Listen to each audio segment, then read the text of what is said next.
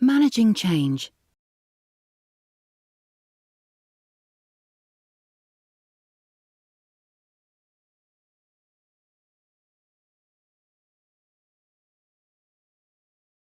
In certain industries where there is little competition and steady customer demand, there may be little incentive or need to change unless in response to technology.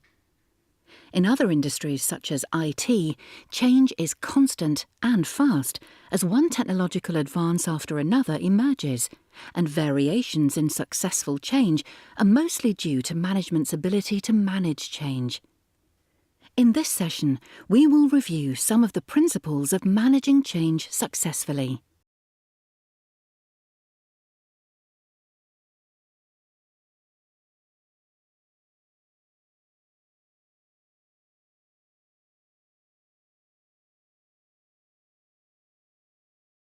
However, the problems of change are less to do with the change itself and more to do with the way change is managed. The intention in this session is to firstly accept the realities. Change will happen and is sometimes painful. And secondly, how to improve the way change is managed and how the impact on customers is not always considered, sometimes negatively affecting the quality of the customer experience. A market orientation ensures management's key tasks are to determine the needs and wants of selected target markets, and that they adopt appropriate structures and design activities to meet those needs.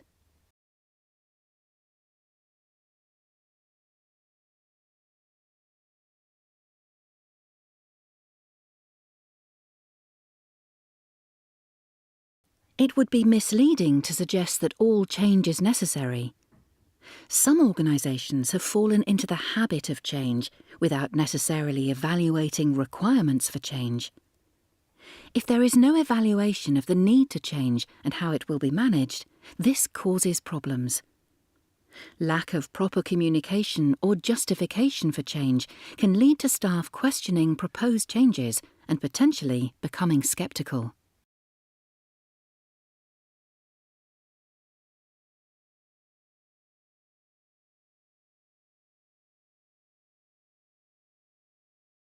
Champions understand the reason for change and support and help drive change. Neutrals are people who are undecided. They may become champions, but without actively being managed, may become resistors. Resistors don't understand the need for change, are worried about change, or are protective of territory.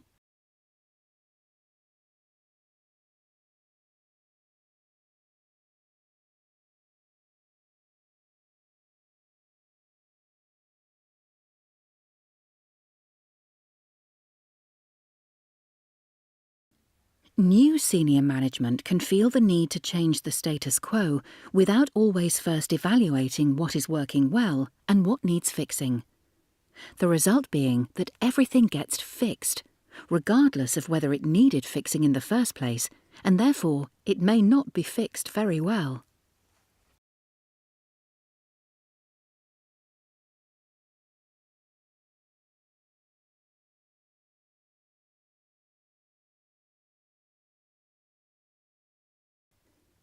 There are many examples, too many, of change that has been managed poorly.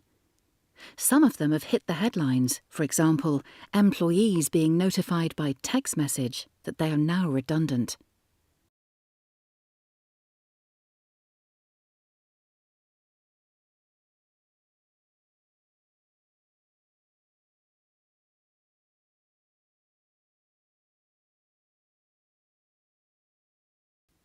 During change, people experience loss, for example, of security and sense of direction, of ability to be competent, and loss of responsibilities, territory, even power. In particular, there may be a loss of relationships and social structures, and this creates a lack of confidence and self-esteem.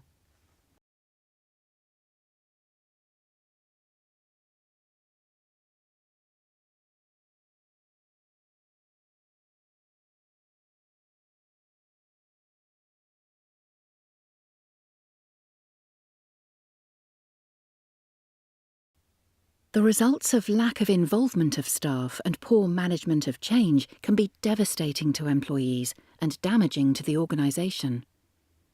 People resist change when it is not understood and appears threatening. If they are not involved in the change in any way, it will inevitably be threatening and unlikely to be understood.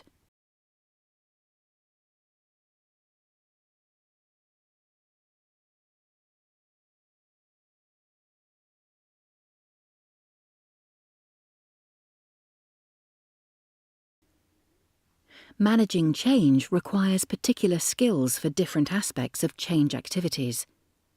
Everyone will still be undertaking their usual job-related tasks, so including extra change-related activities puts people under additional pressure.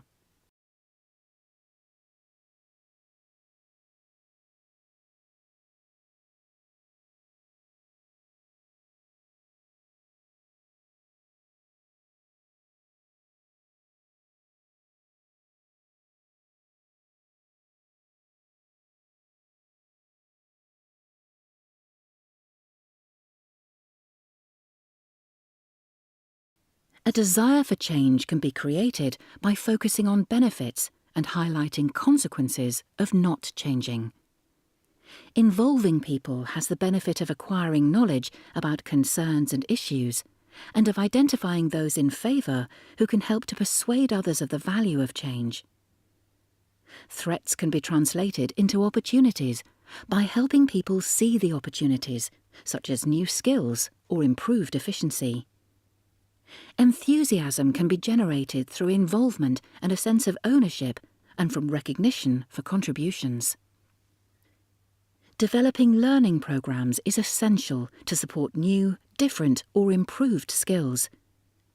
Setting up feedback and support systems allows people to articulate concerns and ensures managers have the necessary people management skills to be supportive during change.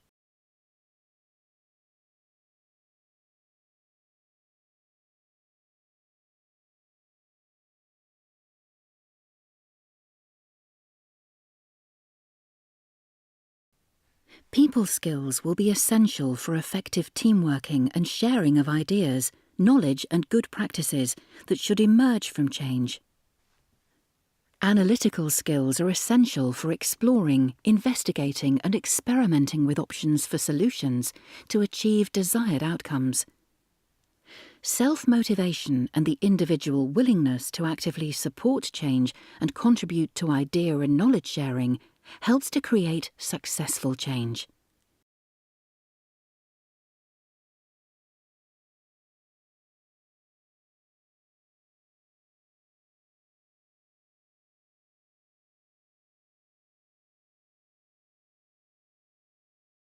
Leaders need skills in communicating their vision and in motivating the workforce to commit to change. Management needs skills in planning, organising and allocating resources to deliver change.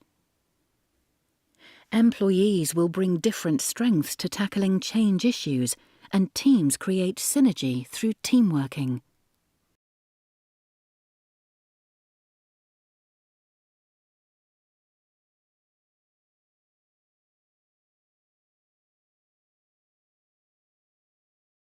Many aspects of what we have discussed on internal marketing are relevant to managing change.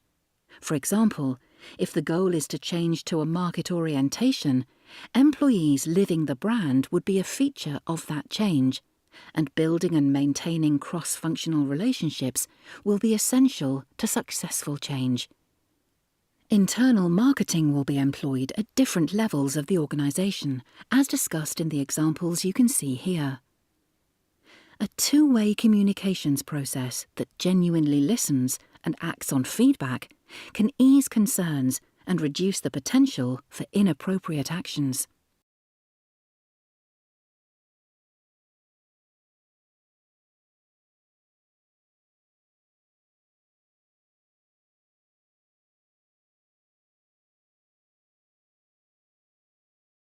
Articulating a vision and providing justification ensures a good start to the change programme, and followed through with an audit of specific requirements involving employees across the organisation begins the process of confirming management credibility and employee engagement. Planning and balancing change activities with managing people ensures anxieties and concerns are not ignored. Issues that could derail change are addressed, and people are treated with respect.